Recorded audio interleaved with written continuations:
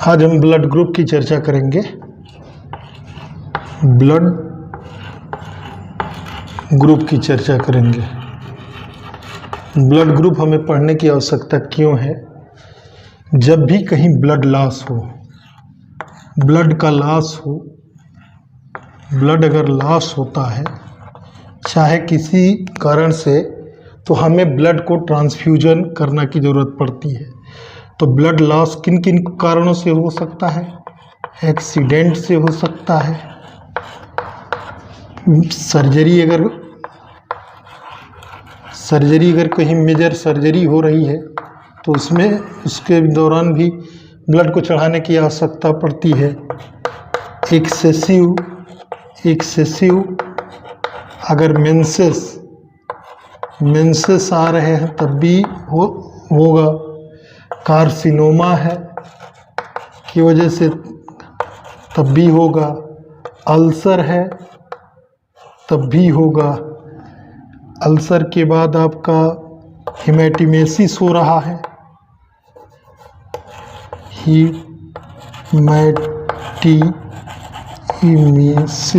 हेमेटिमेसिस है तब भी। हीमोप्टेसिस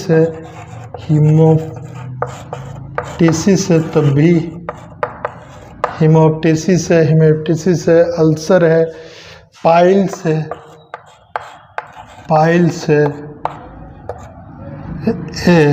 फिस्टुला है, पाइल्स है, मेजर सर्जरी है, बर्न हो गया। तो इन सब केस में जो है हमें जो है क्या होता है, सर्जरी की इस सब केस में ब्लड को ट्रांसफ्यूजन करना पड़ता है। ब्लड का ट्रांसफ्यूजन करना पड़ेगा। क्या करना पड़ेगा? ट्रांसफ्यूजन करना पड़ेगा। तो ब्लड जिस व्यक्ति में ट्रांसफ्यूजन किया जाएगा उसके लिए 3 बात महत्वपूर्ण होता है कि उसका ब्लड टाइप क्या है, ब्लड का टाइप क्या है, दूसरा उसका जो है ब्लड टाइप के बाद उसमें जो है हमें क्रॉस मैचिंग करानी पड़ेगी। क्रॉस मैचिंग के बाद ही हम ब्लड को ट्रांसफ्यूज कर सकते हैं। इसको करने के बाद ही हम ब्लड को ट्रांसफ्यूज कर सकते हैं। तो अब ब्लड ट्रांसफ्यूजन में हम जब इतना चीज जान के बाद हम ब्लड ट्रांसफ्यूजन कर सकते हैं। तो ब्लड ट्रांसफ्यूजन अब किन बातों पर निर्भर किया? ब्लड का ट्रांसफ्यूजन जो है, ट्रांसफ्यूजन 2-3 बातों पर निर्भर किया कि हमें ब्लड टाइपिंग पर। तो ब्लड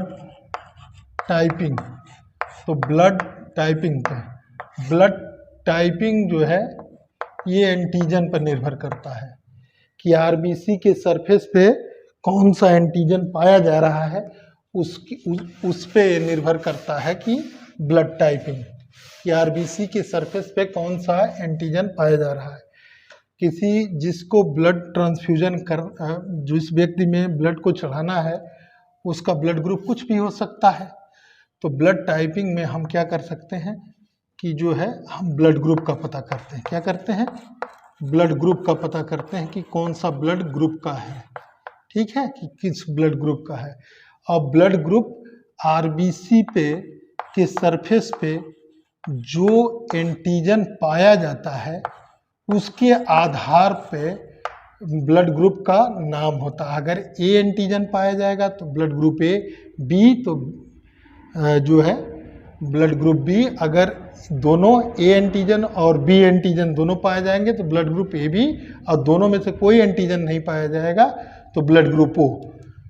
तो एंटीजन के आधार पर निर्भर कर। नॉर्मली आरबीसी के सरफेस पे अब तक जो है, मान लीजिए आरबीसी है, इसके सरफेस पर 345 एंटीजन की खोज हो चुकी है, जिसमें से 43 एंटीजन सिस्टम को मान्यता मिली है। 43 एंटीजन सिस्टम को मान्यता मिली है जो कि 48 जीन द्वारा गवर्न होते हैं। 48 जीन द्वारा गवर्न होते हैं। तो इसमें जो है कुछ दो टाइप के हो जाते हैं। एक हो जाता है पैथोलॉजिकल टाइप का, पैथोलॉजिकल टाइप का एबीओ सिस्टम हमारा जो है, जैसे ब्लड टाइपिंग में दो हो जाता है। एक हो जाता है एबीओ टाइपिंग, एक हो जाता है आरएच टाइपिंग, एक हो जाता है आरएच टाइपिंग। तो जो एबीओ टाइपिंग है, एबीओ टाइपिंग और आरएच टाइपिंग, जब हम ब्लड ग्रुप का निर्धारण करेंगे तो एबीओ टाइपिंग और आरएच टाइपिंग में, जैसे हमने बताया कि एबीओ टाइपिंग में 345 में से एंटीजन इस पर आरबीसी के सरफेस पे देखे गए, क्योंकि ब्लड टाइपिंग इसी के आधार पर, उसमें से 43 एंटीजन को मान्यता मिली और ये 43 एंटीजन में 48 जीन द्वारा गवर्न होते हैं, क्योंकि एंटीजन का निर्माण जीन के आधार पे होता है। तो इसका मतलब ये हुआ कि अगर इस पे ये 43 जो है ये, तो इसमें से दो टाइप के हो जाते हैं। ये आरबीसी पे जो एंटीजन मिले हैं इसमें दो टाइप के हो जाते हैं, एक पैथोलॉजिकल, एक नॉन पैथोलॉजिकल, और एक होता है नॉन पैथोलॉजिकल। तो नॉन पैथोलॉजिकल, तो पैथोलॉजिकल वाले में है एबीओ टाइपिंग। एबीओ टाइपिंग क्योंकि ये डोमिनेंट जीन से उत्पन्न होते हैं, इस नाते ये बीमारी को काज कर सकते हैं। आरएच टाइपिंग ये भी बीमारी उत्पन्न होते हैं, तो ये बीमारी उत्पन्न कर सकते हैं। आरएच एंटीजन रिएक्शन कर सकता है या बीमारी की जगह क्या करें, दूसरे के एंटीजन एंटीबॉडी को रिएक्शन कराने में क्योंकि ये दोनों डोमिनेंट जीन से उत्पन्न होते हैं, इस नाते ये कर सकते हैं। कुछ और हैं जैसे डफी एंटीजन सिस्टम, केल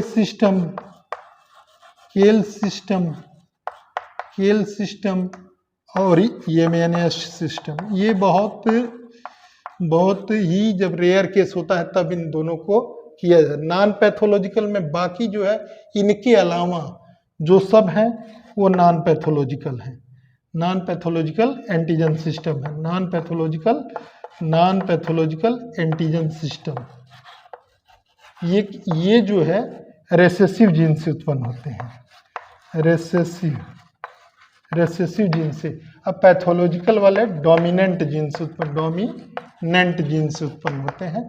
तो डोमिनेंट जीन से उत्पन्न होते हैं, तो इस वजह से इनको जो है ये एंटीजन जो है एग्लूटिनेशन हीमोलिसिस कर सकते हैं।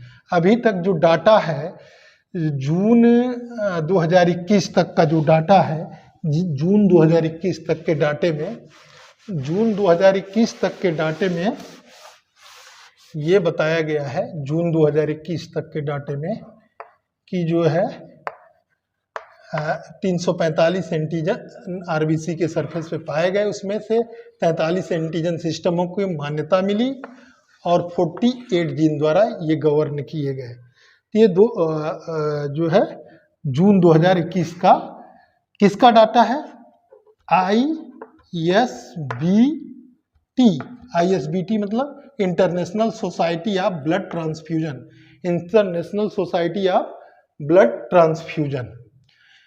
सबसे पहले एबीओ ब्लड ग्रुप सिस्टम की खोज कार्ल लैंडस्टीनर ने की थी।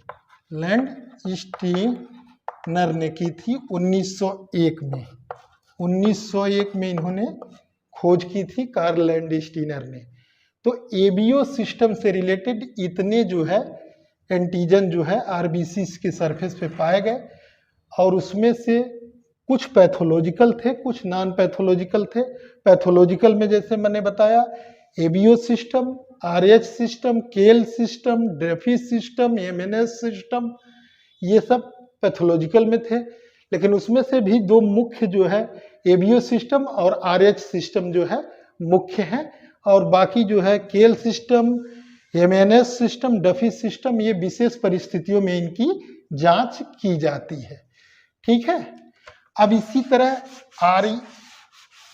हमने बताया कि जो है जो डोमिनेंट जीन है वही जो है आरबीसी सरफेस पे डोमिनेंट जीन ही एंटीजन को बनाता है। डोमिनेंट जीन जो है एंटीजन के फॉर्मेशन में मदद करता है, फॉर्मेशन में मदद करता है, फॉर्मेशन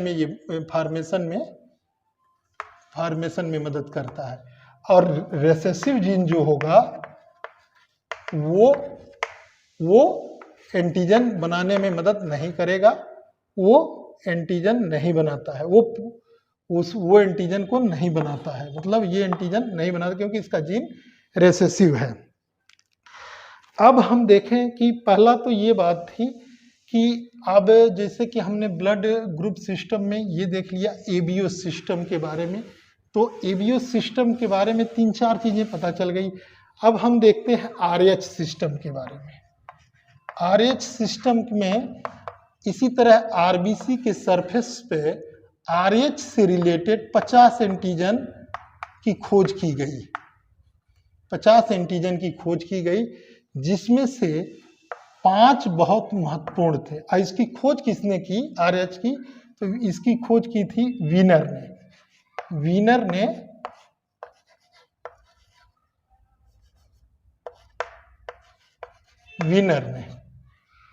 ने इसकी खोज की थी,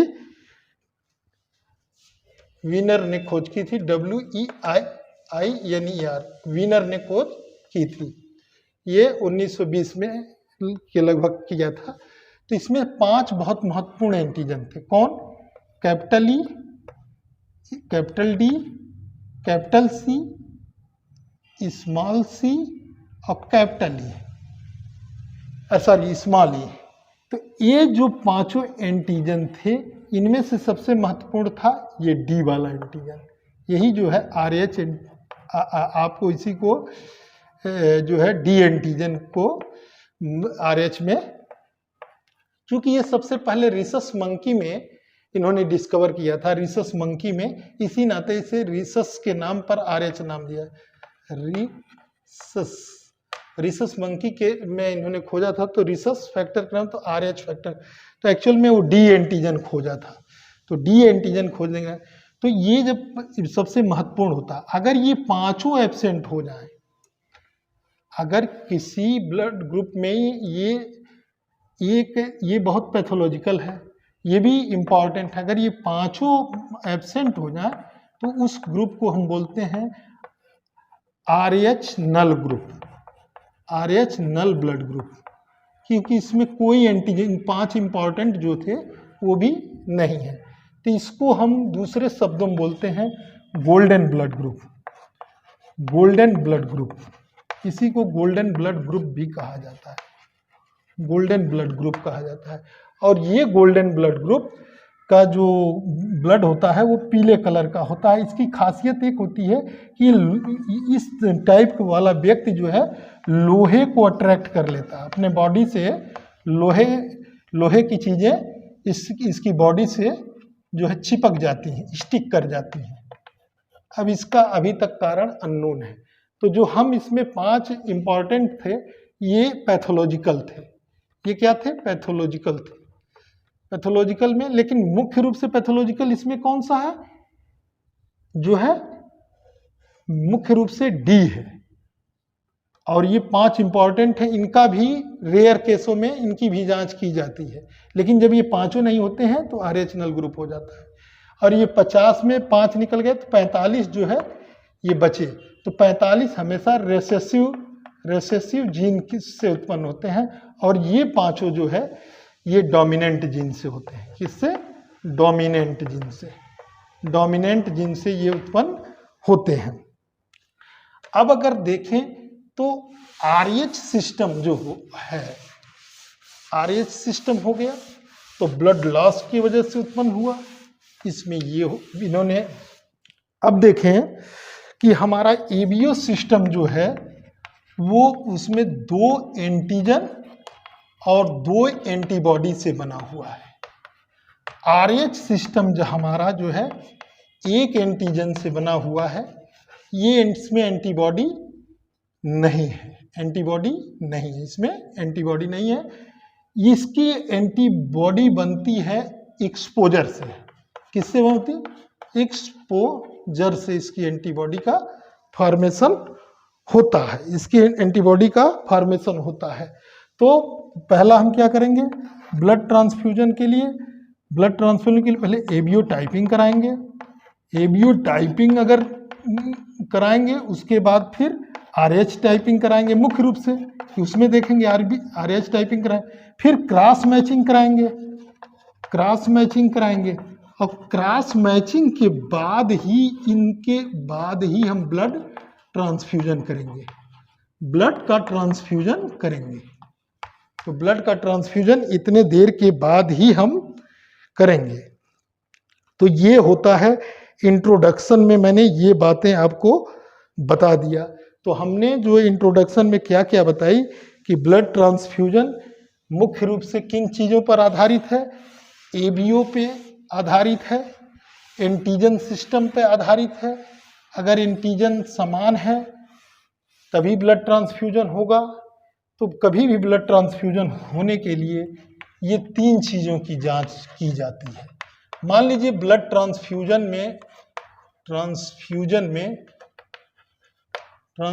में टाइम अगर लगता है, तो ब्लड ट्रांसफ्यूजन में क्रॉस मैचिंग में टाइम लगता है, तो अगर वो उसको नहीं है तो तुरंत, अगर उसके पास समय नहीं है और मेजर एक्सीडेंट से आया है तो वो निगेटिव चढ़ा दीजिए।